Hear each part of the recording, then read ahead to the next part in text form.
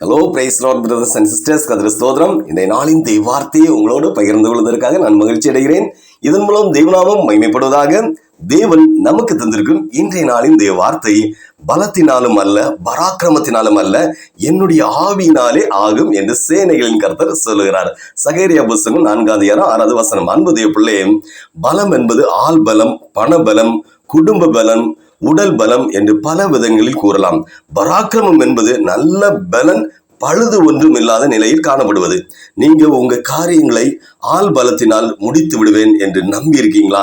உங்க சுய பலத்தினால், சுய ஞானத்தினால் உங்களுடைய காரியங்களை சாதிக்க முடியும் என்று நினைத்து கொண்டிருக்கீங்களா? நினைக்கலாம். அல்லையா, என்னால் நான் நினைத்ததை செய்து முடித்து காட்டுவேன் என்று உங்கள் பராக்கிரமத்தை நம்பி கொண்டிருக்கீங்களா?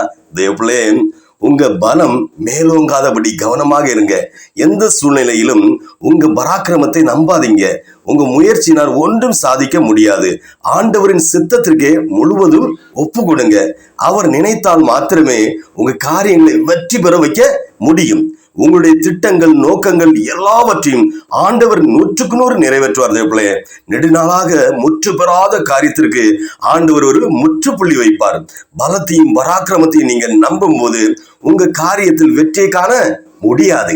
கவனமாக இருங்க தேவப்பிள்ளை. தேவப்பிள்ளை, நாம் வாழும் இந்த உலகத்தில் ஆள் பலத்தையும், பண பலத்தையும், சுய பலத்தையும், குடும்ப பலத்தையும், அதிகார பலத்தையும், சொல் பலத்தையும் நம்பி இருந்தவர்கள் அநேகர் சோர்ந்து போய்விட்டார்கள், கலங்கி போய் இருக்கிறார்கள், மனநோய் பிடித்தவர்களை போல இருக்கிறார்கள்.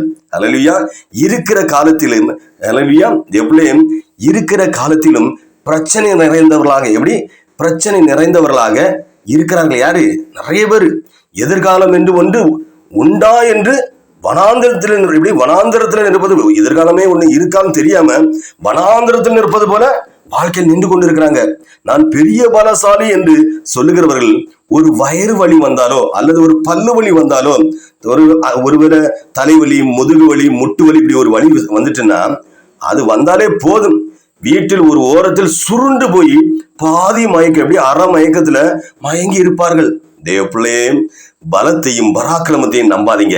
தேவனுடைய பலத்தை நம்புங்க. அவர் நமக்கு பலன் தராவிட்டால் நம்மால் எந்த வேலையும் செய்யவே முடியாது.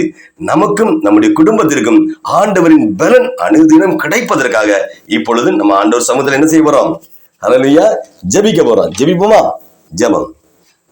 பலத்தினாலும் அல்ல பராக்கிரமத்தினாலும் அல்ல, என்னாலே எல்லாம் ஆகும் என்று வார்த்தை சொன்ன எங்கள் அன்பு ஆண்டவரே எசப்பா, ஸ்தோத்திரம்.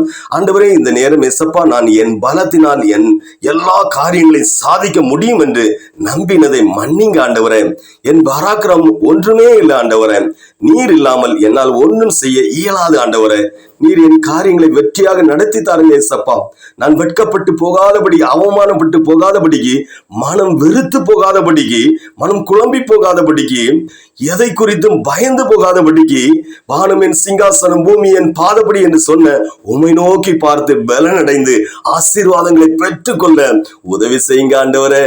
இழந்த எல்லா ஆசீர்வாதங்களையும் திருப்பி தருவேன் என்று சொன்னீரே அப்பா. ஆண்டவரே, நானும் என் குடும்பத்தாரும் இழந்த எல்லா பணத்தையும், பலத்தையும், சரீர பலத்தையும், சுகத்தையும் திரும்ப தாருங்க ஆண்டவரே.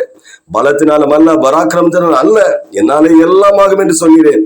அந்த வார்த்தையின்படி எங்கள் வாழ்க்கையில் உள்ள எல்லா பிரச்சனைகள், உபத்திரவங்கள், வியாதிகள், கண்ணீர் வடிக்கும் சூழ்நிலைகள், ஆண்டவரே, எல்லா கண்ணீர் வடிக்கும் சூழ்நிலைகளில் இருந்தும், மன அழுத்தங்களில் இருந்தும், பிசாசின் போராட்டத்தில் இருந்தும் எங்களை காத்து கொள்ளுங்க ஆண்டவரே என்று இந்த நேரம் இந்த செய்தியை கேட்டு ஜெபிக்கும் இவர்களையும் இவர்கள் குடும்பங்களையும் உமது பலத்தினால் நிரப்பி பாதுகாத்து ஆசீர்வதிப்பீராக என்று மீட்பர் இயேசுவின் நாமத்தில் ஜெபிக்கிறேன் ஜீவனுள்ள பிதாவே.